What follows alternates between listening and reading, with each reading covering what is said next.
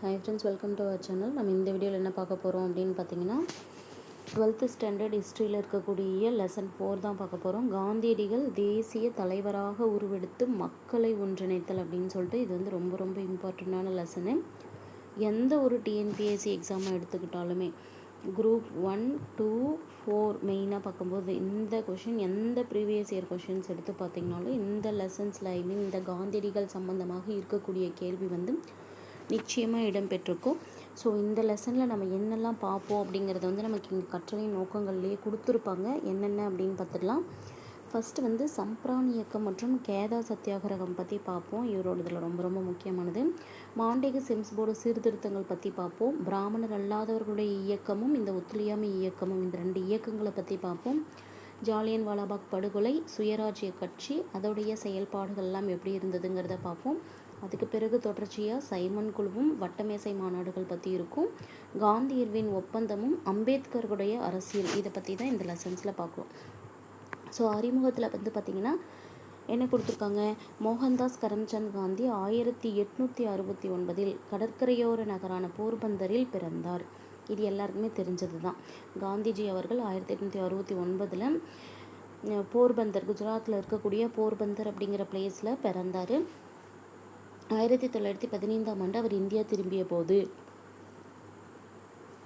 தென்னாப்பிரிக்காவுடைய இனவாத அரசு விதித்த சமத்துவமில்லாத நிலைமைகளுக்கு எதிராக காந்தியடிகளின் போராட்டங்கள் ஒரு சாதனையாக இருந்தது.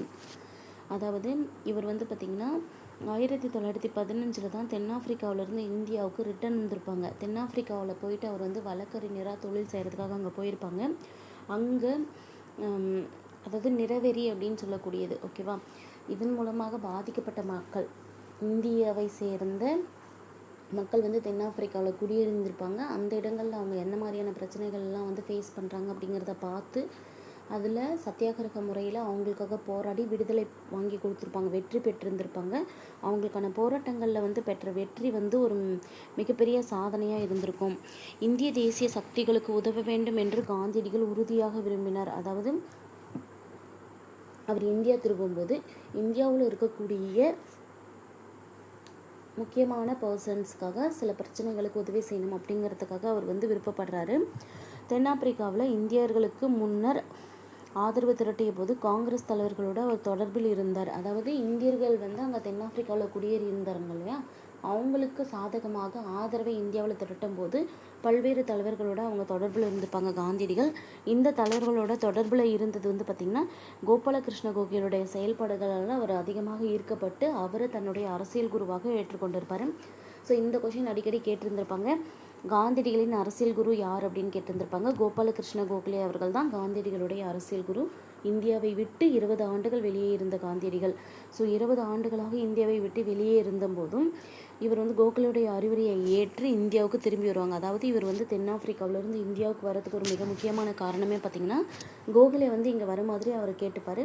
ஸோ அது கூடவே வந்து பார்த்திங்கன்னா நாட்டுடைய நிலைமையை வந்து காந்தியடிகள் நல்லா தெரிஞ்சுக்கணும். 1915 காந்தியடிகள் இந்தியா வரும்போது இந்தியாவுடைய நிலை என்ன அப்படிங்கிறத வந்து தெரிஞ்சுக்கணும் அப்படிங்கிறதுக்காக கோபாலகிருஷ்ண கோகலே அவர்கள் வந்து என்ன சொல்லியிருப்பார் அப்படின்னா, நாடு முழுவதும் நீங்கள் வந்து ஒரு வருஷத்துக்கு வந்து பயணம் மேற்கொள்ளுங்க.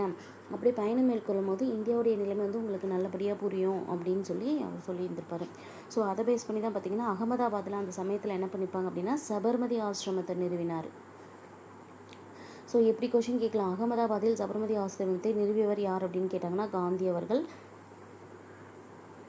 அதே போல் தன்னாட்சி, அதாவது ஹோம் ரூல் இயக்கம் வந்து அப்போ இருந்திருக்கும். அந்த மாதிரி இயக்கங்கள்லாம் அவர் வந்து பங்கெடுக்கவே இல்லை. அவர் வந்து இந்தியா ஃபுல்லாக வந்து கொஞ்சம் கொஞ்சமாக ஒவ்வொரு இடமா போயிட்டு இந்தியாவில் இருக்கக்கூடிய நிலைமையை பற்றி தெரிஞ்சுக்கணும் அப்படிங்கிறதுல தான் அவர் வந்து ஆர்வமாக இருந்தார். அவர் வந்து எந்த ஒரு அரசியல் கட்சிகளில் அப்போ வந்து ஈடுபடலை. தென்னாப்பிரிக்காவில் இருந்தபோது இனவாத அடிப்படையில் செயல்பட்ட அந்த நாட்டு அரசுக்கு எதிராக சத்தியம், அதாவது உண்மை முறையிலும் அகிம்சை அப்படிங்கிறது வன்முறையற்ற தன்மை, ஞாபகம் வச்சுக்கோங்க. சத்தியம் அப்படின்னா உண்மையை குறிக்கும், அகிம்சை அப்படிங்கிறது வன்முறையற்ற தன்மையை குறிக்கும். ஸோ இந்த மாதிரியான செயல்பாடுகளை பயன்படுத்தி தான் இதன் அடிப்படையில் சத்தியாகிரக போராட்டத்தின் மூலமாக படிப்படியாக அவர் வந்து ஒரு தலைவராக உருவாகிறாரு ஃபஸ்ட்டு. தீமை மற்றும் அநீதிக்கு எதிராக போராடிய போதிலும் ஒரு சத்தியாகிரகி தனது மனதில் அமைதியை நிலைநிறுத்துவதோடு தவறு செய்வதை வெறுக்கக்கூடாது. அதாவது யாராச்சும் ஒரு மிஸ்டேக் பண்ணுறாங்க அப்படின்னா அவங்கள வந்து எந்த விதத்திலும் வெறுக்கக்கூடாது. ஆனால் அதே சமயம் தீமைகளுக்கும் அநீதிகளுக்கும் எதிராக போராடணும் அப்படிங்கிறதுக்காக ஒரு சத்தியாகிரகி வந்து தன்னுடைய மனசில் எப்பவுமே அமைதியை நிலைநிறுத்தணும். அது மட்டும் இல்லாமல் தவறு செய்தவர்களை வந்து வெறுக்கக்கூடாது அப்படிங்கிற மாதிரி வந்து அவர் வந்து சொல்லியிருந்திருப்பார். அந்த எதிர்ப்பின் பாதையில் ஒரு சத்தியாகிரகி சிரமங்களை ஏற்றுக்கொள்வார் மற்றும் அவரது நடவடிக்கையில் வெறுப்புணர்வுக்கு இடம் இருக்காது. அதாவது காந்தி என்ன சொல்கிறாங்க அப்படின்னா, ஒரு சத்தியாகிரகி அப்படிங்கிறவங்க வந்து தான் ஒரு பாதையை நோக்கி போகும்போது அதில் இருக்கக்கூடிய எதிர்ப்பு பாதையில் சிரமங்கள் வந்து இருந்துச்சுன்னா அதை ஏற்றுக்குவார். அவருடைய நடவடிக்கையில் வந்து வெறுப்பு காட்ட மாட்டாங்க அப்படின்னு சொல்கிறாங்க.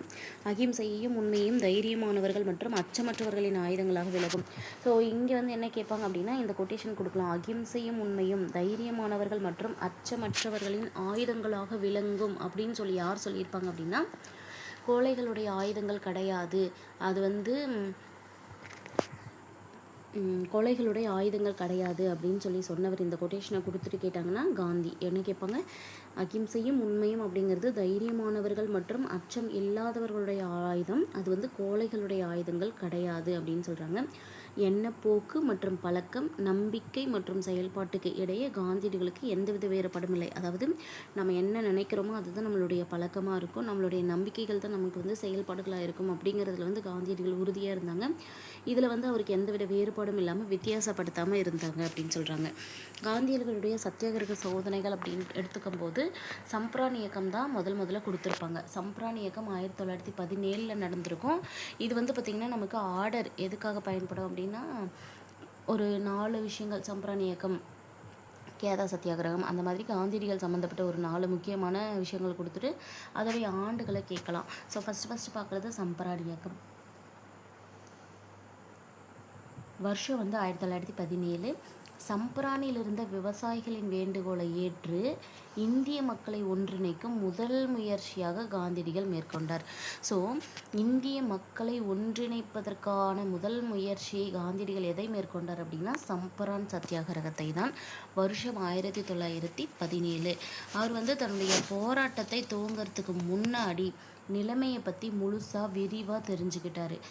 என்ன நடந்தது அந்த இடத்துல அப்படின்னு பார்த்தீங்கன்னா, பீகார் மாவட்டத்தில் இருக்கக்கூடிய, அதாவது பீகார் மாநிலத்தில் இருக்கக்கூடிய சம்பரான் அப்படின்ற மாவட்டத்தில் இருந்த இண்டிகோ விவசாயிகள், அதாவது கருநீல செடியை, அந்த சாயச்செடியை பயிரிடக்கூடிய அந்த இண்டிகோ விவசாயிகள் ஐரோப்பிய வர்த்தகர்களால் அதிகமாக ஏமாற்றப்பட்டிருக்காங்க.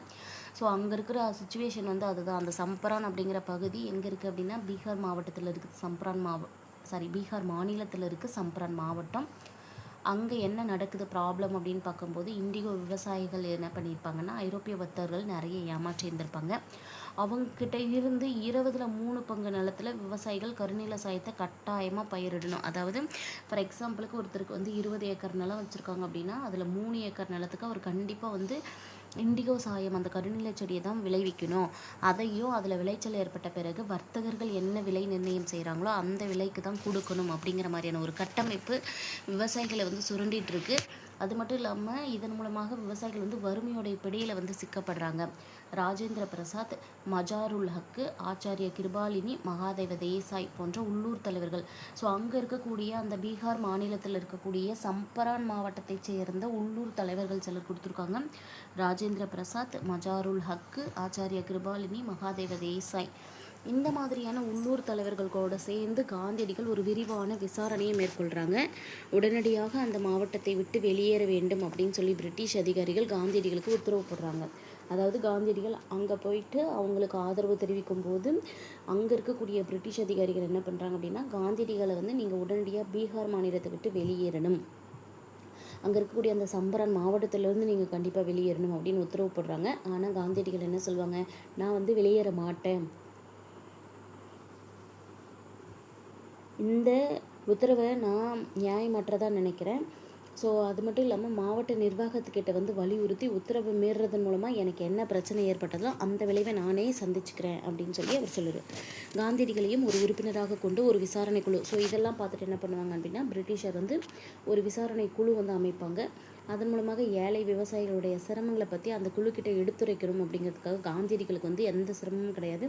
அவர் தெளிவாக விவசாயிகளுக்கு இருக்கக்கூடிய பிரச்சனைகளை வந்து அந்த குழு முன்னாடி வந்து எடுத்துரைப்பாங்க. அந்த அறிக்கையை ஏற்றுக்கிட்டு அமல்படுத்தப்பட்ட போது தான் ஐரோப்பிய வர்த்தகர்களுடைய கட்டுப்பாட்டிலிருந்து கருநீலம் விளைவிக்கக்கூடிய அந்த இண்டிகோ விவசாயிகள் வந்து மீட்கப்படுறாங்க. ஸோ ஐரோப்பிய வர்த்தகர்கள் வந்து படிப்படியாக சம்பரானை விட்டு வெளியேற்றப்படுறாங்க. ஸோ இதுதான் அந்த சம்பரான் சத்தியாகிரகத்தில் நடைபெற்றது. வருஷம் கேட்பாங்க 1917. அதில் எத்தனை பங்குன்னு கேட்பாங்க. 20ல் 3 பங்கு கட்டாயமாக வந்து அவங்க என்ன பண்ணியிருக்கணும், கருநீல சாயத்தை வந்து விளைவிச்சிருந்துருக்கணும் அப்படின்னு கொடுத்துருப்பாங்க. ஸோ அங்கே இருந்த அந்த 4 தலைவர்கள் வந்து நம்ம கண்டிப்பாக தெரிஞ்சு வச்சுக்கணும். ஸோ ராஜேந்திர பிரசாத், மஜாருல்லாக்கு, ஆச்சாரிய கிருபாலினி, மகாதேவ தேசாய், இவங்க 4 பேர் தான். அதுலேயுமே பார்த்திங்கன்னா காந்தியடிகள் அந்த மாவட்டத்தை விட்டு வெளியேற சொல்லும் போதும் அவர் வெளியேறாமல் அதனால் ஏற்படக்கூடிய விளைவுகளை நான் பார்த்துக்கிறேன் அப்படின்னு சொல்லியிருந்திருப்பார். ஸோ அடுத்து பார்க்குறது வந்து பார்த்திங்கன்னா 1918 அகமதாபாத் பஞ்சாலை தொழிலாளர்கள் போராட்டம். இது மாதிரி காந்தியடிகள் வந்து தன்னுடைய முதல் வெற்றியை தாய்மண்ணில் பதிவு செய்கிறாங்க. எதன் மூலமாக? சம்பரான் சத்தியாகிரகத்தின் மூலமாக. ஸோ கொஷின் இப்படி கேட்கலாம், காந்தியடிகள் தனது முதலாவது வெற்றியை தாய்மண்ணில் பதிவு செய்ததுக்காக அந்த போராட்டம் எதுன்னு கேட்கலாம். சம்பரான் சத்தியாகிரக போராட்டம் தான். ஸோ விவசாயிகளுடைய நிலைமையை நெருக்கமாக புரிஞ்சுக்கிறதுக்கு இந்த போராட்டம் அவங்களுக்கு ஒரு வழிவகையாக இருந்தது. அகமதாபாத் நகரில் மையத்தில் இருக்கக்கூடிய ஒரு பணியாளர்களுக்காக மக்களை ஒன்று திரட்டும் பணி வந்து அடுத்ததாக அவருக்கு வந்து காத்துட்டு இருந்ததுன்னு சொல்கிறாங்க. அதாவது அகமதாபாத் நகரில் இருக்கக்கூடிய ஒரு சென்டர் பாயிண்டில் சில ஆலைகள் இருக்கும். அந்த ஆலையில் இருக்கக்கூடிய பணியாளர்கள் சில பிரச்சனைகளை ஃபேஸ் பண்ணுவாங்க. அது என்ன அப்படிங்கிறத கொடுத்துருக்காங்க. மக்களை ஒன்று திரட்டுவாங்க, மக்களை அதில் ஒன்று திரட்டுவாங்க. துணி ஆலை பணியாளர்களுக்கும் ஆலை முதலாளிகளுக்கும், அதாவது துணி ஆலைகள் இருக்கு இல்லையா, நெசவாலைகள், அந்த பணியாளர்களுக்கும் அந்த நெசவு ஆலைகளுடைய முதலாளிகளுக்கும் சின்ன பிரச்சனை நிலவுது. காந்தியடிகள் இருதரப்பையும் சந்தித்து பேசுகிறாங்க. மிக குறைவாக ஊதியம் பெற்ற பணியாளர்களுடைய கோரிக்கைகளை ஏற்க முதலாளிகள் மறுக்கிறாங்க. ஸோ 2 பக்கமும் என்ன பிரச்சனை அப்படின்னா, அங்கே இருக்கக்கூடிய பஞ்சாலை தொழிலாளர்கள் வந்து ரொம்ப குறைவான சம்பளத்தில் அந்த ஆலைகளில் வந்து வேலை செய்துட்ருக்காங்க.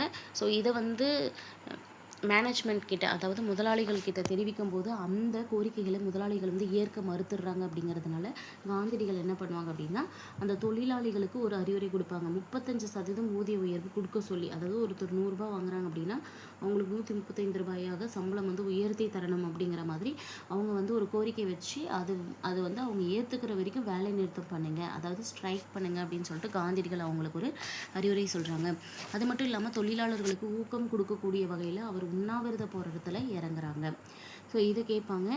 எந்த போராட்டத்தின் போது காந்தியடிகள் வந்து ஃபஸ்ட் வெற்றி அடைஞ்சாங்க, தாய்மண்ணில் தனது வெற்றியை முதலாக பதிவு செய்ததுன்னு கேட்டால் சம்பரான் சத்தியாகிரகம். அது மாதிரி எந்த போராட்டத்தில் ஃபஸ்ட் உண்ணாவிரதம் இருந்தாங்க அப்படின்னு கேட்டாங்கன்னா இந்த அகமதாபாத் பஞ்சாலை போராட்டம். அது மட்டும் இல்லாமல் லாஸ்ட்டாக பார்த்திங்கன்னா ஒரு உண்ணாவிரதம் இருந்ததின் பயனாக தொழிலாளருடைய கோரிக்கைகளை ஏற்று அந்த ஆலை முதலாளிகள் வந்து அவங்களுக்கு சம்பள உயர்வு கொடுப்பாங்க. அடுத்தது பார்க்குறது கேதா போராட்டம். இதுவுமே பார்த்திங்கன்னா 1918 தான். அப்போ நம்ம ஆர்டர் படுத்தும் போது ஞாபகம் வச்சுக்கணும். ஃபஸ்ட்டு வந்து சம்பரான் சத்தியாகிரகம் 17ங்கிறதுனால எடுத்துருவோம். 1918 2 இருக்குது. அகமதாபாத் பஞ்சாலை போராட்டம், இன்னொன்று வந்து கேதா சத்தியாகிரகம். ஸோ இதில் அகமதாபாத் பஞ்சாலை போராட்டம் முதல்ல, அப்புறம் கேதா சத்தியாகிரகம் 2வது. கேதா மாவட்ட விவசாயிகள் பருவமழை பொய்த்ததன் காரணமாக சிரமத்தை சந்தித்தனர். ஸோ இங்கே என்ன பிரச்சனை அப்படின்னு பார்க்கும்போது, கேதா மாவட்டத்தில் பார்த்திங்கன்னா மழை வந்து இல்லாததன் காரணமாக நிறைய பிரச்சனைகள் வருது. ஸோ மழை இல்லாததுனால விவசாயிகள் வந்து பாதிக்கப்பட்டிருந்திருப்பாங்க. ஸோ அப்படி பார்க்கும்போது நிலத்துக்கான வருவாய் வந்து ரத்து செய்யுங்க அப்படின்னு சொல்லிட்டு கவர்மெண்ட் கிட்ட அவங்க என்ன பண்ணியிருப்பாங்க அப்படின்னா கோரிக்கை வச்சுருந்துருப்பாங்க. விளைச்சல் வந்து குறைவாக இருக்கும்போது அவங்களுக்கு வருமானம் கம்மியாக இருக்கும். ஸோ அப்படி பார்க்கும்போது வருவாய் வந்து ரத்து பண்ணுங்க, நில வருவாய் வசூல் பண்ணுறது வந்து நிறுத்துங்க அப்படின்னு சொல்லிட்டு 1918 காலனி ஆட்சி நிர்வாகத்துக்கிட்ட வந்து மக்கள் கோரிக்கை வைக்கும்போது அரசுடைய பஞ்சகால விதிகளின்படி பயிர் சாகுபடி வந்து கிட்டத்தட்ட 25% குறைவாக இருந்துச்சுன்னா முழுமையாக நிலவரி வந்து ரத்துக்கு தகுதி பெறுவார். அதாவது அவங்களுடைய விளைச்சலில் வந்து 25% விட குறைவாக இருக்குது, எப்பவும் விளையாடுறத விட 25% விட கம்மியாக போயிடுதுனாவே அவங்களுக்கு நிலவரி வந்து கொடுக்கக்கூடாது, முழுசாக ரத்து பண்ணிடலாம். ஆனால் அந்த நிர்வாகத்தை சேர்ந்தவங்க, அதாவது பிரிட்டிஷ் அரசை சேர்ந்தவங்க இந்த விதியை அமல்படுத்த மறுத்துட்டு முழுமையான பணம் ஃபுல்லாகவே நீங்கள் தரணும் அப்படின்னு சொல்லிட்டு அவங்களை துன்பப்படுத்துவாங்க. அது மட்டும் இல்லாமல் இந்த பருவமழை மட்டுமா அப்படின்னு பார்த்தோம்னா பிளேக் நோயால் நிறைய பேர் பாதிக்கப்பட்டிருப்பாங்க. அதிக விலையேற்றம் காரணமாகவும் பஞ்சம் காரணமாகவும் பாதிக்கப்பட்ட விவசாயிகள் வந்து என்ன பண்ணுவாங்க அப்படின்னா காந்தியடிகள் வந்து உறுப்பினராக அங்கம் வகித்து இந்திய பணியாளர் சங்கத்தை உதவி கோரி அணுகுவாங்க. அதாவது இந்திய பணியாளர் சங்கம் அப்படின்ற ஒரு அமைப்பில் காந்தியடிகள் வந்து ஒரு உறுப்பினராக இருந்திருப்பாங்க. அந்த இந்திய பணியாளர் சங்கம் அப்படிங்கிற ஒரு அமைப்பு கிட்ட போயிட்டு இவங்க என்ன பண்ணியிருப்பாங்க அப்படின்னா கேதா மாவட்டத்தை சேர்ந்த இந்த வறுமையில் வாடக்கூடிய அந்த விவசாயிகளாக இருக்கட்டும் மற்றவர்கள் அனைவருமே என்ன பண்ணியிருப்பாங்க அப்படின்னா போயிட்டு அங்கே வந்து கம்ப்ளைண்ட் கொடுத்துருந்துருப்பாங்க. அப்படி பார்க்கும்போது விவசாயிகளுடைய சார்பாக வித்தால்பாய் பட்டேல் கூட சேர்ந்து காந்தியடிகள் வந்து இந்த பிரச்சனையை ஃபேஸ் பண்ணுவாங்க. வித்தால்பாய் பட்டேல் கூட சேர்ந்து தலையிட்ட காந்தியடிகள் பணம் செலுத்துவதை நிறுத்திவிட்டு இந்த ஏதேச்சதிகாரம் இருக்கு இல்லையா, ஏதேச்சதிகாரம் ப்ளஸ் பழிவாங்கும் நடவடிக்கை, ஆங்கிலேயர்களுடைய தானா அப்படிங்கிற அந்த ஏதேச்சதிகாரமும் அவங்களுடைய பழிவாங்கும் நடவடிக்கை, அதாவது வரி செலுத்த முடியாத சூழ்நிலை கூட வரியை வந்து கட்ட சொல்கிறாங்க இல்லையா, அந்த மாதிரியெல்லாம் எதிர்த்து சாகுமுறை போராட்டம் நடத்துமாறு அறிவுறுத்துவாங்க. ஸோ ஃபஸ்ட்டு அவங்க சம்பிரான் சத்தியாகிரகத்தில் என்ன பண்ணியிருப்பாங்க அப்படின்னா, மக்களை வந்து ஒன்றிணைக்கக்கூடிய பணியில் அவங்க ஃபஸ்ட்டு வந்து இந்தியாவில் தன்னுடைய முதல் வெற்றியை வந்து பதிவு செய்திருப்பாங்க. அதுவே இங்கே என்ன பண்ணியிருப்பாங்க அப்படின்னா, அடுத்தது அகமதாபாத் பஞ்சாலை போராட்டத்தில் வந்து கூலியை வந்து 35% உயர்த்தி தர சொல்லி உண்ணாவிரதம் இருக்க சொல்லியிருப்பாங்க. உண்ணாவிரதம். ஆனால் இங்கே வந்து பார்த்திங்கன்னா சாகர வரைக்கும் போராட்டம் நடத்த சொல்கிறாங்க. ஓகேவா, போராட்டம் நடத்த சொல்லி வழக்கறிஞராக இருந்த அந்த வல்லபாய் பட்டேல் கூடயும் இந்துலால் நாயக் கூடயும் காந்தியடிகளோட இந்த இயக்கத்தில் இணைந்து விவசாயிகளை உறுதியாக இருக்குமாறு வேண்டுறாங்க. அதாவது விவசாயிகளை வந்து பார்த்திங்கன்னா காந்தியடிகள் போராட்டம் நடத்த சொல்லியிருக்காங்க. ஸோ அப்படி போராட்டம் நடத்த சொல்லும்போது இன்னும் 2 வழக்கறிஞர்கள் யாருன்னா வல்லபாய் பட்டேலும் இந்துலால் நாயக் அப்படிங்கிறவங்களும் காந்தியடிகளோடு சேர்ந்து இந்த இயக்கத்தில் இணைஞ்சு விவசாயிகளை வந்து ரொம்ப உறுதியாக இருக்க சொல்லி கேட்டுக்கிறாங்க. பயிர்களை எடுத்துக்கொள்வது, போராட்டம் நடத்தியவர்களுடைய சொத்துக்களையும் கால்நடைகளையும் சொந்தமாக்கி கொள்வது. அதாவது இப்போ என்ன பண்ணுறாங்க அப்படின்னா, அந்த ஆங்கிலேயர்கள் வந்து பயிர்களை எடுத்துக்கிறாங்க. அதே போல் யாரெல்லாம் போராட்டம் நடத்துகிறாங்களோ அவங்களுடைய சொத்துக்களையும் கால்நடைகளையும் சொந்தமாக்கிக்கிறாங்க. சில நேரங்களில் அவற்றில் சிலவற்றை வந்து ஏலம் விடுறாங்க. இந்த மாதிரியான அடக்குமுறை நடவடிக்கைகள்லாம் அந்த அரசு வந்து செயல்படுத்திகிட்டு இருக்கு. ஸோ எதுக்குமே கவலைப்படாமல் இவங்க என்ன பண்ணுவாங்க அப்படின்னா, இறுதி வரைக்கும் போராட்டம் நடத்திட்டே இருந்திருப்பாங்க. எந்த விவசாயியால் பணம் செலுத்த முடியுமோ அவங்க கிட்ட இருந்து மட்டும் வருவாய் வசூல் செய்தால் போதும் அப்படிங்கிற கண்டிஷனுக்கு வந்து அரசு நிர்வாகத்தினர் வந்து வந்துடுவாங்க. இதனை அறிந்த காந்தியடிகள் போராட்டத்தை விலக்கிக் கொள்ள முடிவு செய்வாங்க. ஸோ இப்படி தான் காந்தியடிகள் தலைமையில் 3 போராட்டங்களும் நடந்திருக்கும். இந்திய நாடு எங்கே இருக்குது, அதோடைய சூழ்நிலைகள் எப்படி இருக்குது அப்படிங்கிற உணர்வை வந்து அவருக்கு கொடுக்கக்கூடிய விதமாக அமைஞ்சிருது. ஏழை விவசாயிகள், இந்தியாவில் மூலை முடுக்கில் இருக்கக்கூடிய எல்லா வகுப்புகள், சாதிகளை சேர்ந்த தொழிலாளர்கள் எல்லாருடைய நலன்களையும் பாதுகாக்கணும் அப்படிங்கிறதுக்காக இந்த போராட்டத்தின் மூலமாக காந்தியடிகள் ஆதரவு திரட்டுறாங்க. காலனி ஆதிக்கவாதம் மற்றும் இந்தியாவை சேர்ந்தவர்கள், அதாவது காலனி ஆதிக்கவாதம் மற்றும் இந்தியாவை சேர்ந்த சிலர் இருப்பாங்க, அதாவது சுரண்டல்காரர்கள் இருக்காங்க இல்லையா, அவங்க 2 பேரையுமே எதிர்க்கணும்.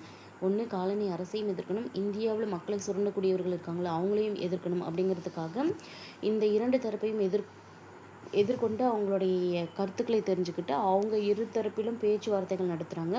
ஒடுக்கப்பட்டவர்களை ஒன்று திரட்டி அவர்களுடைய தலைவராக, அதே நேரத்தில் ஒடுக்கும் நபர்களோட பேச்சுவார்த்தை நடத்தக்கூடிய அளவுக்கு ஒரு திறமை பெற்ற தலைவராக அவர் வந்து தன்னை நிலைச்சுக்கிறாங்க. அவரை மக்கள்கிட்ட தலைவராகவும் மகாத்மாகவும் இந்த பண்புகள் வந்து நிலைநிறுத்துது அப்படின்னு கொடுத்துருக்காங்க. ஸோ அதுக்கு முன்னாடியே பார்த்திங்கன்னா இந்த இடத்துல பல்வேறு சாதி, பிரதேசங்கள், மதங்கள் ஆகியவற்றை சேர்ந்த இந்தியர்களுக்கு நலப்பணிகளை பயிற்சிடுங்க. அவர் வந்து பணியாளர் சங்கத்தில் ஒரு உறுப்பினராக இருந்தாங்க அப்படின்னு சொல்லியிருப்பாங்க இல்லையா. ஸோ பணியாளர் சங்கத்தில் அவர் எப்படி சேர்ந்திருப்பார் அப்படின்னா, கோபாலகிருஷ்ண கோகலே அவர்கள் வந்து 1905 தான் இந்த இந்திய பணியாளர் சங்கத்தை ஸ்டார்ட் பண்ணியிருந்திருப்பாங்க. கோபாலகிருஷ்ண கோகலேவை தான் தன்னுடைய அரசியல் குருவாக காந்தியடிகள் ஏற்றிருந்திருப்பாங்க இல்லையா. ஸோ தன்னுடைய அரசியல் குருவிற்காக தான் இந்த பணியாளர் சங்கத்தில் வந்து சேர்ந்திருப்பாங்க. இது எதுக்காக தொடங்கப்பட்ட இயக்கம் அப்படின்னு பார்க்கும்போது, பின்தங்கிய ஊரக மற்றும் பழங்குடியின மக்கள் மேம்பாட்டுக்காக அர்ப்பணித்து கொண்ட ஒரு நாட்டின் முதலாவது மதச்சார்பற்ற அமைப்பு அப்படின்னு சொல்கிறாங்க. ஸோ கொஷின் இப்படியே கேட்பாங்க, பின்தங்கிய ஊரக மற்றும் பழங்குடியின மக்களின் மேம்பாட்டுக்காக தன்னை அர்ப்பணித்து கொண்ட நாட்டின் முதலாவது மதச்சார்பற்ற அமைப்பு எது அப்படின்னு கேட்டாங்கன்னா, கோபாலகிருஷ்ண கோகலே அவர்களால் 1905 தொடங்கப்பட்ட இந்திய பணியாளர் சங்கம் தான். இது என்னெல்லாம் பண்ணியிருப்பாங்க அப்படின்னா, நிவாரண பணிகள், அதாவது நிவாரண பணிகள், கல்வி அறிவூட்டல் மற்றும் இதர சமூக கடமைகளில் உறுப்பினர்கள் தங்களை ஈடுபடுத்திக் கொண்டனர். இதிலிருந்து உறுப்பினர்கள் எல்லாமே நிவாரண பணிகள் தருவது, அதே போல் கல்வி அறிவூட்டுதல், அதே போல் சமூக கடமைகள் சிலவற்றை செய்தல், இந்த மாதிரியான பணிகளை தான் செய்தாங்க. 5 ஆண்டு காலத்துக்கு பயிற்சி பெற வேண்டிய உறுப்பினர்கள் குறைவான சம்பளத்துக்கு பணியாற்ற ஒப்புக்கொள்ள வேண்டும். இந்த அமைப்புக்கு தலைமையகம் மகாராஷ்டிராவின் பூனாவிலும், சென்னை, மும்பை, அலகாபாத் மற்றும் நாக்பூரில் மற்ற கிளைகளும் இருந்தன. அதாவது இந்த அமைப்புடைய ஹெட் குவார்ட்டர்ஸ் அப்படின்னு பார்க்கும்போது மகாராஷ்டிராவில் இருக்கக்கூடிய பூனாவிலையும், இதோடைய மற்ற கிளைகள் அப்படின்னு பார்க்கும்போது சென்னை, மும்பை மற்றும் அலகாபாத், நாக்பூர் இந்த பிளேசஸில் இருந்தது அப்படின்னு கொடுத்துருக்காங்க.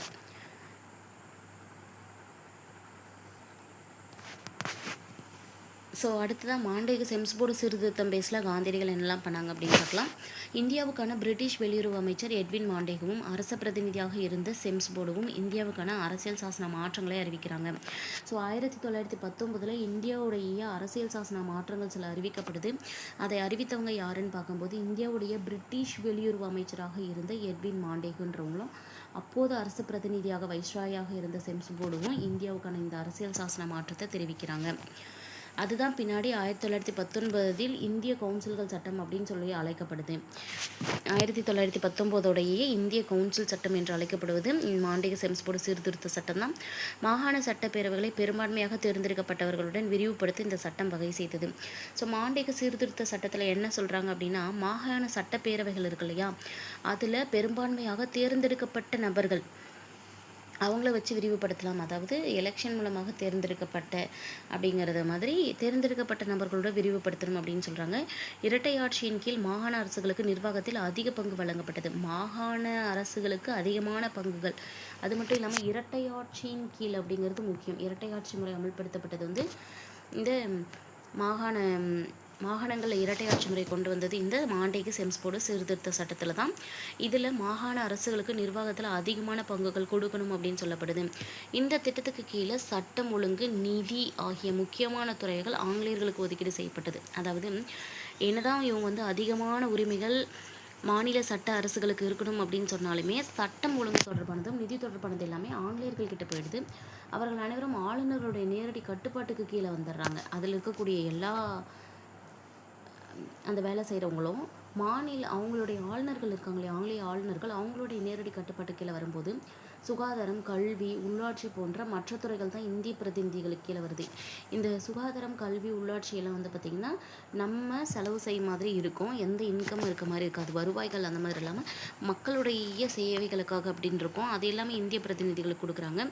இந்த மாதிரியான மாற்றப்பட்ட துறைகளுக்கு பொறுப்பேற்ற அமைச்சர்கள் சட்டப்பேரவைகளுக்கு கடமைப்பட்டவர்களாகின்றனர். அதாவது சட்டப்பேரவைகளில் கேட்கக்கூடிய கேள்விகளுக்கும் அவங்க பதில் சொல்லக்கூடிய கடமைப்பட்டவர்களாக இருப்பாங்க. ஒதுக்கீடு செய்யப்பட்ட துறைகளுக்கு பொறுப்பேற்றவர்கள் சட்டப்பேரவைகள் கடமைப்பட்டவர்கள் இல்லை. அதாவது இந்த மாற்றப்பட்ட துறைகள், இந்த எதெல்லாம் மாற்றப்பட்ட துறைகள் அப்படின்னு பார்த்தீங்கன்னா சுகாதாரம், கல்வி, உள்ளாட்சி எல்லாம் மாற்றப்பட்ட துறைகள். இதுக்கு பொறுப்பேற்றவர்கள் இதுக்கு பொறுப்பேற்ற அமைச்சர்கள் எல்லாமே பார்த்திங்கன்னா சட்டப்பேரவைக்கு கடமைப்பட்டவர்களாக இருக்கணும். அதுவே ஒதுக்கீடு செய்யப்பட்ட துறைகள் இருக்கு இல்லையா, அதுக்கு பொறுப்பேற்றவங்க சட்டப்பேரவைகளுக்கு கடமைப்பட்டவர்கள் இல்லை அப்படின்னு சொல்கிறாங்க. அது மட்டும் இல்லாமல் சிறப்பு மறுப்பாணை அப்படின்ற அதிகாரத்துக்கு கீழே அந்தந்த மாகாணங்களில் ஆளுநர்களை அமைச்சர்களை அதிகாரம் பண்ணலாம் அப்படின்னு சொல்லியும் கொடுத்துறாங்க.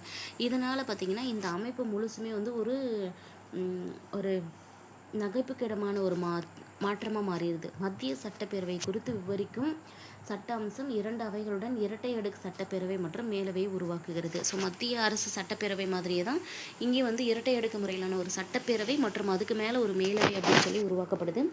மத்திய சட்டப்பேரவையில் இருந்த 144 மொத்த உறுப்பினர்களில் 41 உறுப்பினர்கள் நியமனம் செய்யப்படணும் அப்படின்னு சொல்லப்படுது. இதில் மத்திய சட்டப்பேரவையில் அப்போ இருந்த இடம் 144. அந்த 144 இடத்துல 41 உறுப்பினர்களை நியமனம் செய்யணும். மாநிலங்களவை அப்படின்னு சொல்லக்கூடிய அந்த மேலவையில் 60 உறுப்பினர்கள் இருக்குது. அந்த 60 உறுப்பினர்களில் 26 நபர்கள் நியமன உறுப்பினர்களாக இருந்திருக்காங்க. கவர்னர் ஜெனரல் மற்றும் அவரது நிர்வாக கவுன்சில் மீது, அதாவது அப்போ இருந்த கவர்னர் ஜெனரல் மற்றும் அவங்களுடைய நிர்வாக கவுன்சில் மீது 2 அவைகளுக்கும் எந்த கட்டுப்பாடுமே கிடையாது. கவர்னர் ஜெனரல் மேலே யாருமே எந்த கட்டுப்பாடும் செலுத்த முடியாது.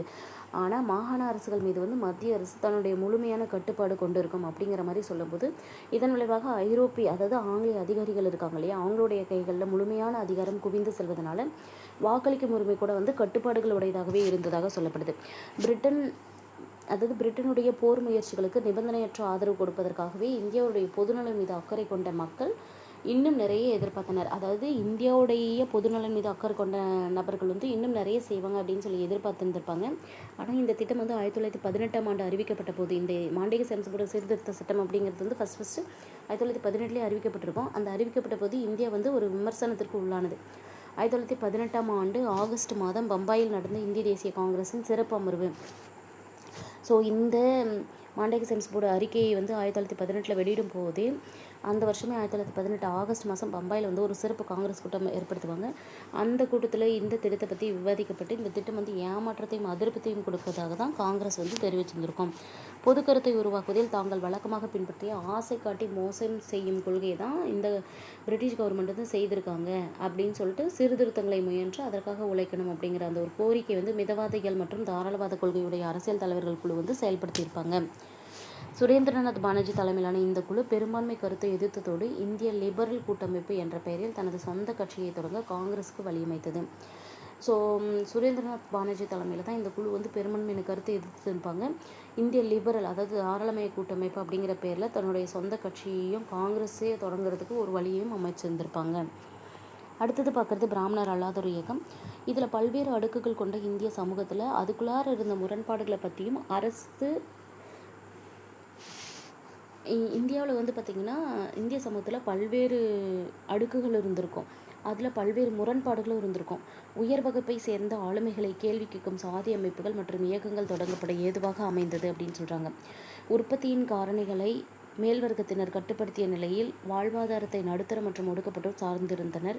19ஆம் நூற்றாண்டின் சமூக மற்றும் சமய சீர்திருத்த இயக்கங்களை ஆளுமைப்படுத்திய மற்றும் இணைத்து செயல்பட்ட தாராளமய மக்களும் மனிதாபிமானமும் சமூகத்தை பாதித்ததோடு அதனை சற்று திருப்பி போட்டது. அதாவது 19ஆம் நூற்றாண்டுடைய கடைசி 20 ஆண்டுகளில் நம்ம பார்க்கும்போது இந்த மாதிரியான விழிப்புணர்வுக்கான அறிகுறிகள் ஏற்கனவே தென்பட ஆரம்பித்து விட்டன. வங்காளத்திலும் இந்தியாவுடைய கிழக்கு பகுதிகளிலும் தொடங்கப்பட்ட நாமசூத்ர இயக்கம். ஸோ இந்த நாமசூத்ர இயக்கம் எந்த இடங்களில் தொடங்கப்பட்டது அப்படின்னு கேட்கலாம். வங்காளம் மற்றும் இந்தியாவின் கிழக்கு பகுதி ஞாபகம் வச்சுக்கோங்க. ஸோ வங்காளமும் வந்து பார்த்திங்கன்னா மேற்கு வங்காளம் கிழக்கு வங்காளம் அப்படின்னு சொல்லிட்டு இருந்திருக்கும். ஸோ வங்காளம் ப்ளஸ் இந்தியாவுடைய கிழக்கு பகுதிகளில் தொடங்கப்பட்டது நாமசூத்ரா இயக்கம். அதே போல் இந்தியாவுடைய வடமேற்கு பகுதிகளில் தொடங்கப்பட்ட இயக்கம் வந்து ஆதி தர்மா இயக்கம். அது மட்டும் இல்லாமல் மேற்கு பகுதியில் சத்தியசோதக் இயக்கமும் தென்னிந்தியாவை பொறுத்த வரைக்கும் திராவிட இயக்கமும். இந்தியாவை வந்து 4ஆக பிரிச்சுக்கிறாங்க. ஓகேவா, இந்தியாவை 4ஆக பிரிச்சுக்கிறாங்க. அப்படி பிரிக்கும்போது வடக்கு தெற்கு கிழக்கு மேற்குன்னு எடுத்துக்கோங்க. ஸோ மேற்கு பகுதியில் தொடங்கப்பட்டது ஆதி தர்ம இயக்கம், கிழக்கு பகுதியில் நாமசூத்ர இயக்கம், வடபகுதியில் வந்து சத்தியசோதக இயக்கமும், தென் பகுதியில் திராவிட இயக்கங்கள். இதுதான் இந்த நூற்றாண்டுல திருப்பத்தை ஏற்படுத்தியதுக்காக குரல் கொடுத்தவை அப்படின்னு சொல்லியிருக்காங்க. இது எல்லாமே பிராமணர்கள் அல்லாத தலைவர்களால் நடத்தப்பட்ட இயக்கங்கள். முக்கியமாக பிராமணர்கள் மற்றும் இதர உயர் வகுப்பை சேர்ந்தவர்களுடைய அவங்களுடைய மேன்மைகளை குறித்து பல்வேறு கேள்விகள் வந்து எழுப்பப்பட்டது இந்த இயக்கங்கள் மூலமாக. ஸோ அப்படி பார்க்கும்போது 1872 ஜோதிராவ் பூலே அவருடைய புத்தகம் வந்து குலாம்கிரி அப்படிங்கிற தலைப்பில் ஃபஸ்ட்டு வெளியே வந்திருக்கும். இவருடைய அமைப்பு சத்தியசோதக் சமாஜம். ஸோ குலாம்கிரி அப்படிங்கிற புத்தகத்தை வெளியிட்டவங்க யாருன்னு கேட்கலாம். ஜோதிராவ் பூலே அவர்கள். வருஷம் 1872. அவருடைய அமைப்பு அப்படின்னு பார்க்கும்போது அவரோட தோற்றுவித்த அமைப்பு சத்தியசோதக் சமாஜம்.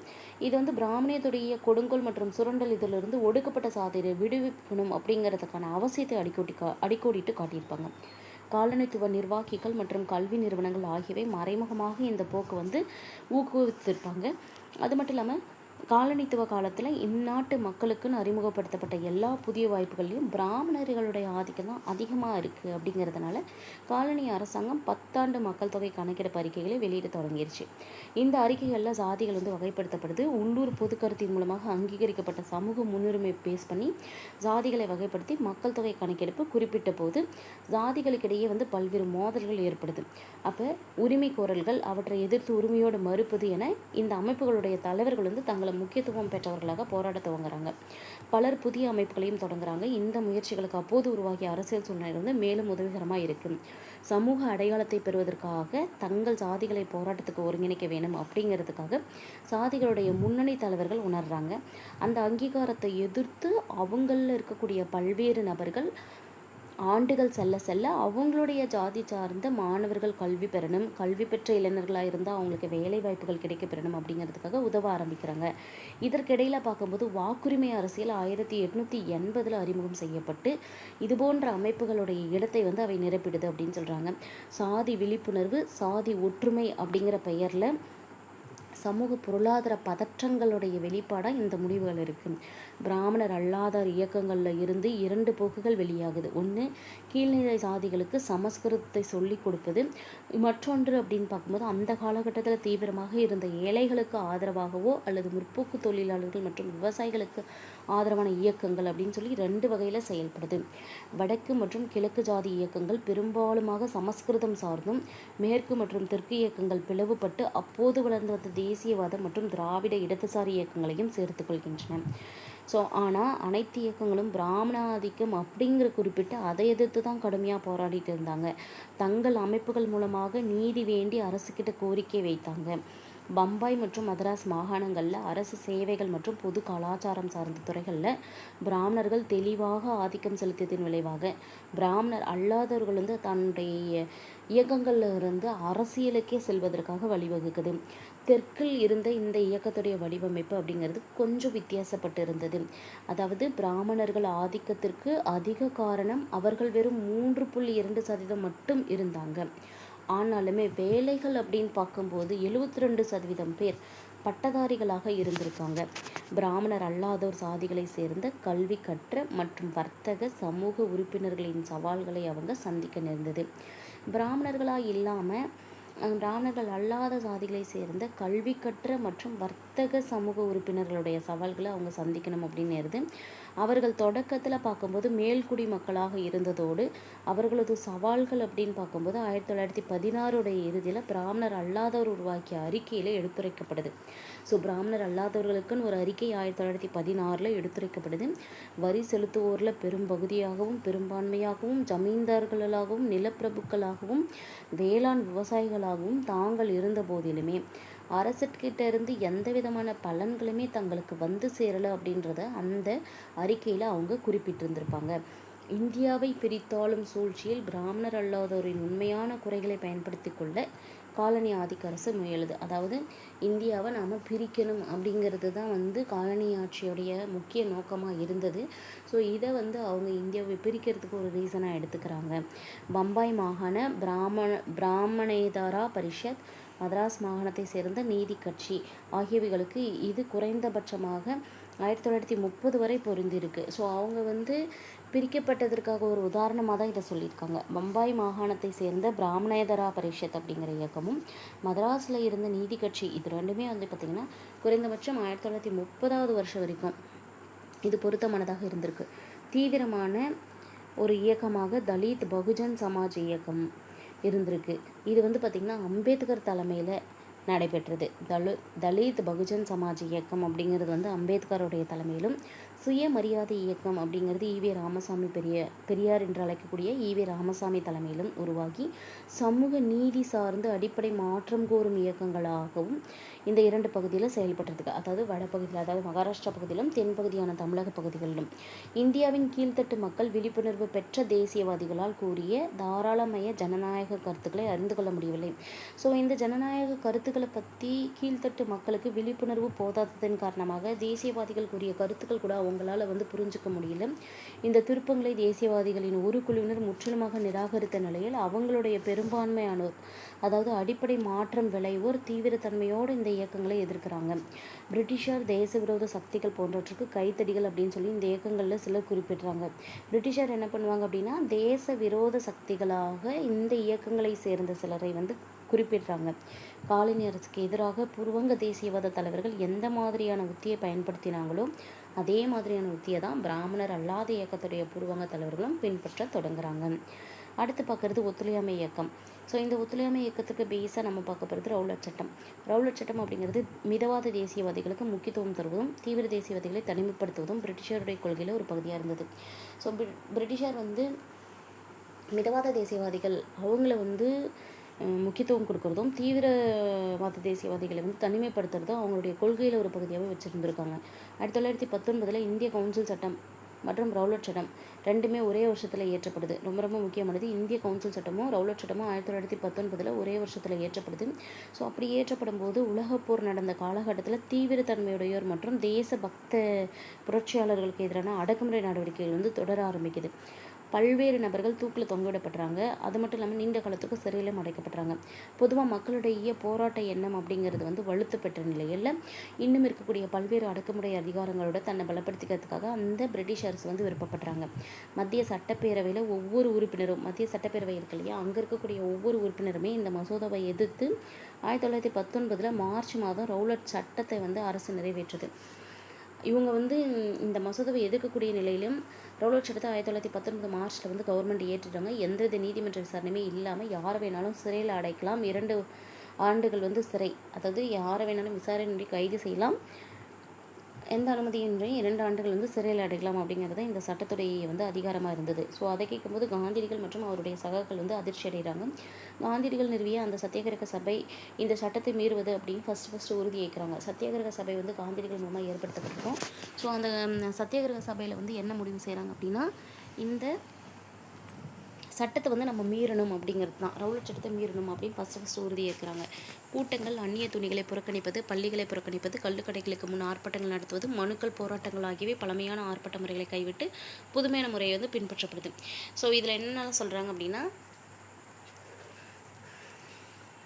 கூட்டங்கள் நடத்துறது, அந்நிய துணிகளை புறக்கணிக்கிறது, பள்ளிகளை நம்ம புறக்கணிக்கணும், கள்ளுக்கடைகளுக்கு வந்து முன்னாடி ஆர்ப்பாட்டங்கள் நடத்தணும், மனுக்கள், போராட்டங்கள் இந்த மாதிரி கொடுக்காம, அதாவது கவர்மெண்ட் கிட்ட போய் மனு கொடுக்கறது, போராட்டம் செய்கிறது, இந்த மாதிரி பழமையான முறைகள்லாம் விட்டுட்டு புதுமையான முறையில் வந்து பின்பற்றப்பட்டது.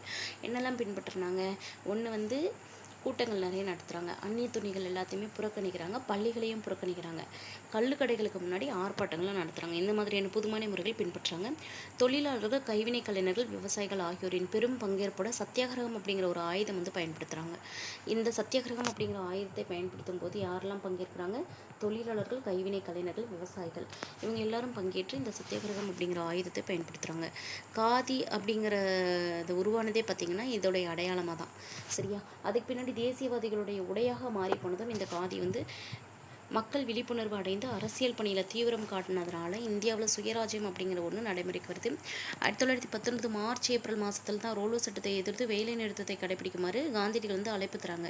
ஸோ 1919 மார்ச் ஏப்ரலில் வேலை நிறுத்தத்துக்கு வாங்க அப்படின்னு சொல்லிட்டு காந்தியடிகள் வந்து அழைப்பு விடுக்கிறாங்க ரவுலோ சட்டத்தை எதிர்த்து. நாடு முழுதும் ஊக்கம் பிறந்தது. இந்துக்களையும் முஸ்லீம்களையும் ஒன்றிணைத்த கிலாஃபத் இயக்கத்தையும் இது கூட வந்து சேர்த்துக்கிறாங்க. அடுத்தது ஜாலியன்வாலாபாக் படுகொலை. ஸோ நாடு ஃபுல்லாக நடந்த மக்கள் போராட்டம் மூலமாக மக்களுடைய காணப்பட்ட மகத்தான தள்ளெழுச்சி காரணமாக காலனி அரசுக்கு வந்து ஒரு கோபம் ஏற்படுது. 1919 ஏப்ரல் 13 அமிர்தசரஸ் அப்படிங்கிற நகரில் ஜாலியன்வாலாபாக் பகுதியில் ஒரு கூட்டம் வந்து நடத்தி இருந்திருப்பாங்க. சத்யபால் மற்றும் சாய்புதீன் கிச்லுவை வந்து அரெஸ்ட் பண்ணியிருப்பாங்க. அதுக்காக ஒரு கூட்டம், எதிர்ப்பு கூட்டம் வந்து நடத்தியிருப்பாங்க. அங்கே வந்து மக்கள்கிட்ட எந்த ஒரு இதுவுமே இல்லாமல் அவங்க வந்து வெறும் நிராயுதபாணிகளாக இருந்திருப்பாங்க. அந்த மாதிரியான ஒரு மக்கள் திரள் கூடியிருந்த போது கொடுமையான முறையில் அரசியல் குற்றங்கள் வந்து இழைக்கப்படுது. அதை பாருங்கள் கொடுத்துருக்காங்க. சத்யபால் மற்றும் சாய்புதீன் கிச்லு ஆகியோரை கைது செய்வதற்கு எதிர்ப்பு தெரிவித்து தான் அமைதியான வகையில் ஆர்ப்பாட்டம் நடத்துவதற்காக தான் அங்கே கிட்டத்தட்ட 2000 மக்களுக்கு மேலே வந்து கூடியிருந்ததாக சொல்லப்படுது.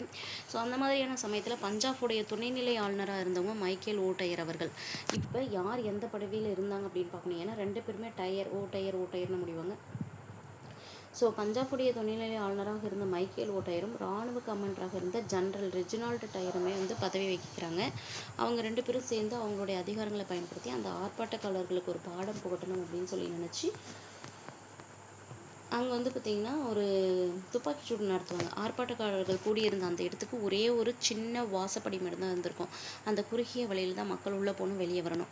அப்போ அங்கே சிக்கிக்கிட்ட மக்களை குறி வச்சு எந்திர துப்பாக்கிகள் மூலமாக குண்டுகள் தீர வரைக்கும் சுட்டிருக்காங்க. ஜெனரல் டயர் தான் அதுக்கு உத்தரவு போட்டிருந்திருப்பார்.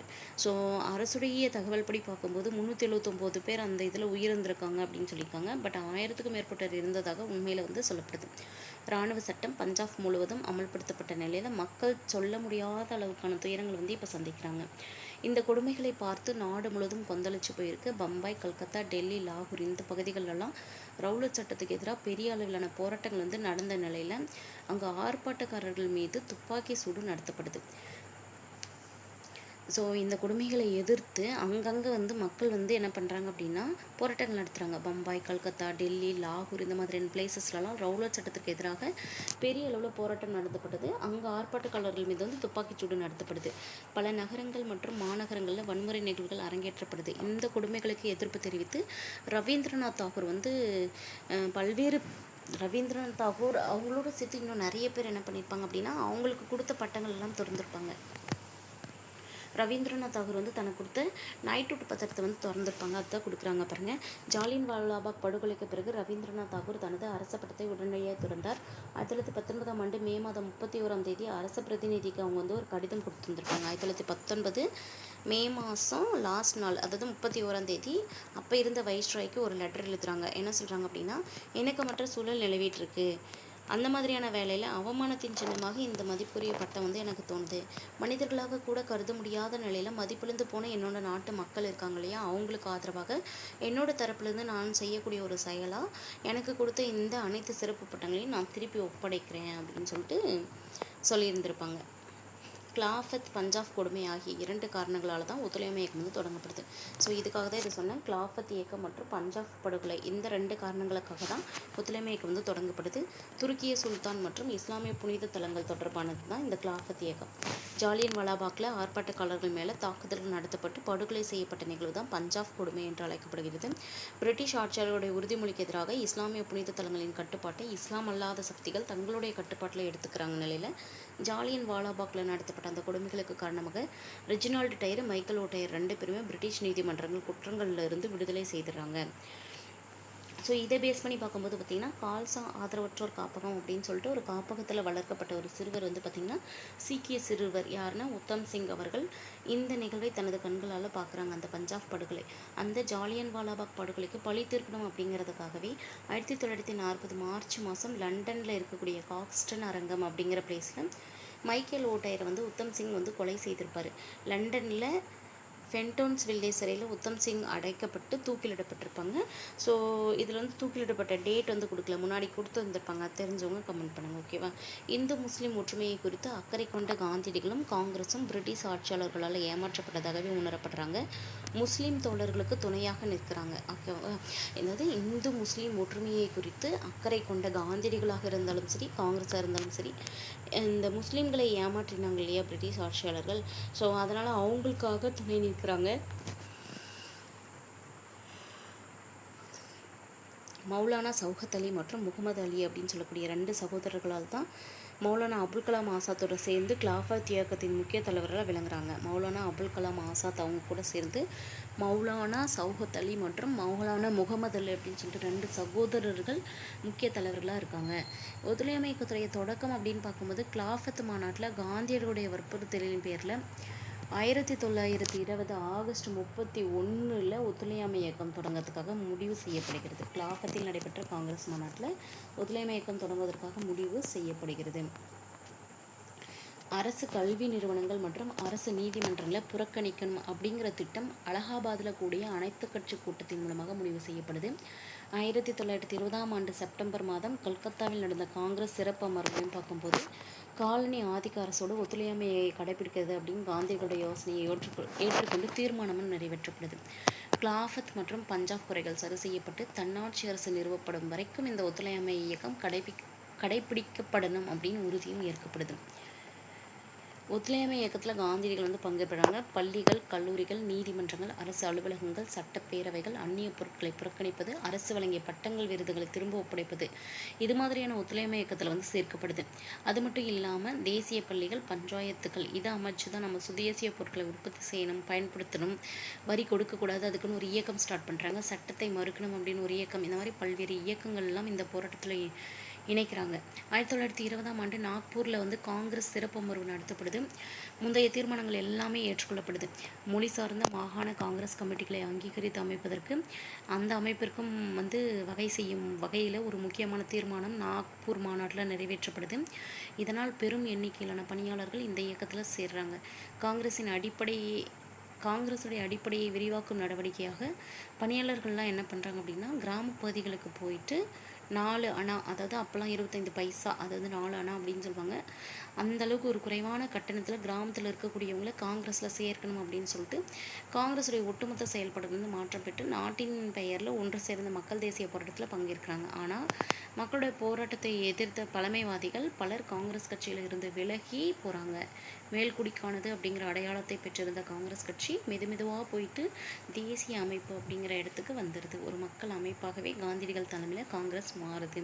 ஸோ யாருடைய தலைமையில் காங்கிரஸ் வந்து ஒரு மக்கள் இயக்கமாக மாறுச்சு அப்படின்னு கேட்டாங்கன்னா காந்தியோட தலைமையில். ஸோ காங்கிரஸில் வந்து காந்தியோடைய தலைமை ஏற்படுத்திய தாக்கம் அப்படின்னு பார்க்கும்போது உள்ளூர் மக்களால் ஆயிரக்கணக்கான பள்ளிகள், நூற்றுக்கணக்கான கல்லூரிகள் மற்றும் வித்யாபீடங்கள் நிறுவப்படுது. பல முன்னணி வழக்கறிஞர்கள் தங்கள் தொழிலை கைவிட்டுறாங்க. ஆயிரக்கணக்கான பள்ளி மற்றும் கல்லூரி மாணவர்கள்லாம் சேர்ந்து அரசு நிறுவனங்களை விட்டு வெளியேறாங்க. தேச துரோக குற்றம் சாட்டப்பட்ட இந்த அலி சகோதரர்கள் கைது செய்யப்பட்டு சிறையில் அடைக்கப்பட்டனர். சட்டமறுப்பு இயக்கத்தை தொடங்குமாறு மக்களுக்கு அந்தந்த பிரதேசத்தை சேர்ந்த அந்த காங்கிரஸ் கமிட்டிகள் வந்து அழைப்பு விடுக்கிறாங்க. அரசு வழக்கம் போல அடக்குமுறையை கையில் எடுக்கிறாங்க. பாரபட்சமே இல்லாமல் கைது செய்யப்படுறாங்க. தொண்டர்கள் எல்லாமே சிறையில் அடைக்கப்படுறாங்க. இந்தியாவில் இருக்கக்கூடிய பல நகரங்களுக்கு 1921 வேல் செல்வசர் வந்து பயணம் மேற்கொள்கிறாங்க. அந்த பயணத்தில் வந்து மக்களின் விசுவாச உணர்வை வேல் செல்வசர் பயணம் தூண்டும் அப்படின்னு நினச்ச போது காலனி ஆதிக்க அரசுடைய கணக்கு தவறாக போகுது. என்ன ஆகுது அப்படின்னு பார்த்தா நாடு ஃபுல்லாக தொழிலாளர்களும் விவசாயிகளும் வேலை நிறுத்தத்தில் ஈடுபடுறாங்க. இந்தியர்கள் ஒத்துழையாமை இயக்கத்தை வன்முறையற்ற வகையில் பின்பற்றியதனால ஓராண்டுக்குள்ளே சுயராஜ்யம் பெறுவதற்காக காந்திகள் வந்து உறுதியேற்கிறாங்க. போராட்டத்தின் இந்த கட்டத்தில் பார்க்கும்போது தென்னிந்தியா வந்து முன்னேறி போய்கிட்டு இருக்கு. ஆந்திர விவசாயிகள் ஜமீன்தார்களுக்கு வழங்கக்கூடிய அந்த வரிகளெல்லாம் நிறுத்தி வச்சிடுறாங்க. சிராலா பெராலாஃப் பகுதி அப்படின்ற பகுதியில் சேர்ந்த அனைத்து மக்களும் வரி செலுத்த மறுத்து கூட்டமாக நகரங்களை வந்து காலி செய்துட்டு போகிறாங்க. நூற்றுக்கணக்கான கிராம பட்டேல்களும் ஷான்போக்களும் அவங்களுடைய பதவியை ராஜினாமா செய்கிறாங்க. சி ராஜாஜி, எஸ் சத்தியமூர்த்தி, தந்தை பெரியார் ஆகிய தலைவர்கள் தலைமையில் தமிழ்நாட்டில் ஒத்துழையாமை இயக்கம் நடத்தப்படுது. ஸோ கேரளாவில் ஜென்மிக்களுக்கு எதிராக விவசாயிகள் போராட்டத்தில் ஈடுபடுறாங்க. உத்தரப்பிரதேச பகுதி, வங்காளம், அஸ்ஸாம், பீகார், ஒரிசா இந்த பகுதிகளெலாம் எடுத்துக்கும் போது பல்வேறு பகுதிகளில் கீழ்வகுப்பு மக்கள் வந்து இந்த போராட்டத்துக்கு காரணமான தீவிரமான அவமதிக்கப்பட்டதாக இந்திய அரசு செயலாளருக்கு எழுதிய கடிதத்தில் வைஸ்ராய் வந்து ஒப்புக்கொண்டிருப்பாங்க. இந்த இயக்கத்துடைய தீவிரம் கண்டு ஊக்கம் பெற்ற காங்கிரஸ் என்ன பண்ணும் அப்படின்னா சிறப்பு மாநாட்டில் இந்த இயக்கத்தை இன்னும் தீவிரமாக்கணும் அப்படிங்கிறதோட உறுதியேற்பாங்க. அரசு 7 நாட்களுக்குள் பத்திரிகை சுதந்திரத்தை மீட்டு சிறை கைதிகளை விடுதலை செய்யாவிட்டால் ஃபர்தோலியில் நாங்கள் வரிகடா பிரச்சாரங்கள் வந்து ஏற்படுத்துவோம், சட்டமறுப்பு இயக்கம் தொடங்குவோம் அப்படின்னு சொல்லிட்டு காந்தியடிகள் பிப்ரவரி 1922 அறிவிச்சிடுறாங்க. ஸோ எங்களுக்கு மெயினாக வந்து அலி சகோதரர்கள் வந்து சிறையிலிருந்து விடுவிக்கப்படணும். அதே போல் பர்தோலியில் வந்து 7 நாட்களுக்குள்ளார பத்திரிகை சுதந்திரம் மீட்கப்படணும். இவங்க வந்து சிறையிலேருந்து விடுதலை செய்யப்படலைன்னா நாங்கள் ஃபர்தோலியில் வந்து சட்டமறுப்பு இயக்கத்தை ஸ்டார்ட் பண்ணுவோம் அப்படின்னு சொல்லிட்டு காந்தியடிகள் பிப்ரவரி 1922 அறிவிக்கிறாங்க. அடுத்து சௌரி சௌரா சம்பவமும் இந்த ஒத்துழையாமை இயக்கத்தை திரும்ப பெறுவதும். ஸோ ஒத்துழையாமை இயக்கம் நடந்துட்டு இருக்க கட்டத்தில் வந்து நாடு விடுதலை அடைந்து சுயராஜ்யம் கிடைச்சிடும் அப்படின்னு சொல்லிட்டு பொதுமக்கள், தேசியவாத தொண்டர்கள் எல்லாம் அதிகமான ஊக்கத்தோட போராட்டத்தில் ஈடுபட்டிருக்கும் போது காடுகளில் வசித்த பழங்குடியை உட்பட அனைத்து வகுப்பு மக்களும் இதை பாதிக்குது. அவங்கள ஈர்க்கிறது. ஸோ கலவரங்கள் மற்றும் மோசமான வன்முறைகளையும் நாட்டில் நிகழ்ந்து மலபார் மற்றும் ஆந்திராவில் 2 வன்முறை கிளர்ச்சி நடத்தப்படுது. கடற்கரையோர ஆந்திராவுடைய ராம்ப பகுதியில் அல்லூரி சீதாமராஜ் தலைமையில் பழங்குடியினர் கிளர்ச்சி செய்கிறாங்க. மலபாரில் முஸ்லீம் மாப்பிள்ளைகள் சொல்லக்கூடிய விவசாயிகள் ஆயுதம் ஏந்தி உயர் வகுப்பு நிலப்பிரப்புகள் மற்றும் டிஷாருக்கு எதிராக கிளர்ச்சியில் ஈடுபடுறாங்க. உத்தரப்பிரதேசத்தில் கோரக்பூர் மாவட்டத்தில் இருந்த சௌரி சௌரா அப்படிங்கிற கிராமத்தில் மதுக்கடைகள் மற்றும் உள்ளூர் சந்தையில் அதிகமான விலைக்கு பொருட்கள் வந்து விற்கப்படுது அப்படின்றத கண்டித்து ஒரு தன்னார்வ குழு ஆர்ப்பாட்டத்தை நடத்தியிருப்பாங்க. 1922 பிப்ரவரி 5 3000 நபர்களுடன் நடந்த ஒரு காங்கிரஸ் கட்சி பேரணி மேலே போலீஸார் வந்து துப்பாக்கிச்சூடு நடத்துவாங்க. ஸோ அதனால் ஆத்திரமடைந்த அந்த ஆர்ப்பாட்டக்காரர்கள் என்ன பண்ணுவாங்க அப்படின்னா காவல் நிலையத்தை குறி வச்சு தாக்குதல் நடத்தும் போது அதில் கிட்டத்தட்ட ஒரு 22 பேர் வந்து அந்த தீ வைக்கும்போது வந்து அதில் உயிர்ந்திருப்பாங்க போலீஸார். இந்த நிகழ்வை அடுத்து தான் காந்தியடிகள் என்ன பண்ணியிருப்பாங்க அப்படின்னா ஒத்துழையாமை இயக்கத்தை திரும்ப பெற்றிருப்பாங்க. ஏன்னா இவருடைய வழிமுறை ஃபுல்லாகவே சத்தியாகிரக முறையாக இருந்திருக்கும். ஸோ கிட்டத்தட்ட 22 போலீஸ்காரங்க அதில் இறந்தபோது அவர் வந்து இந்த ஒத்துழையாமை இயக்கத்தை வந்து திரும்ப பெற்றேன் அப்படின்னு சொல்லி அறிவிக்கிறாங்க. தேசியவாத தொண்டர்களுக்கு வந்து இது ஏமாற்றம் தந்தாலுமே ஃபர்தோலியில் இந்த முடிவை வந்து காங்கிரஸ் செயற்குழு ஏற்றுக்கிறாங்க. இந்த முடிவை வந்து இளம் தொண்டர்கள் எதிர்த்த நிலையில் காந்திகள் மீது நம்பிக்கை வச்சுட்டு இருந்த தொண்டர்கள் வந்து என்ன பண்ணியிருப்பாங்கன்னா இது ஒரு தந்திரமான முடிவு அப்படின்னு நினைப்பாங்க. கைது செய்யப்பட்டு 6 ஆண்டு சிறை தண்டனை பெற்ற காந்தியடிகள். ஸோ இந்த சமயத்தில் காந்தியடிகள் கைது செய்யப்பட்டு கிட்டத்தட்ட 6 ஆண்டுகள் சிறையில் இருந்திருப்பாங்க. அந்த சமயங்களில் ஜவஹர்லால் நேருவும் சுபாஷ் சந்திர போஸ் தான் கடுமையான விமர்சனம் செய்தாங்க.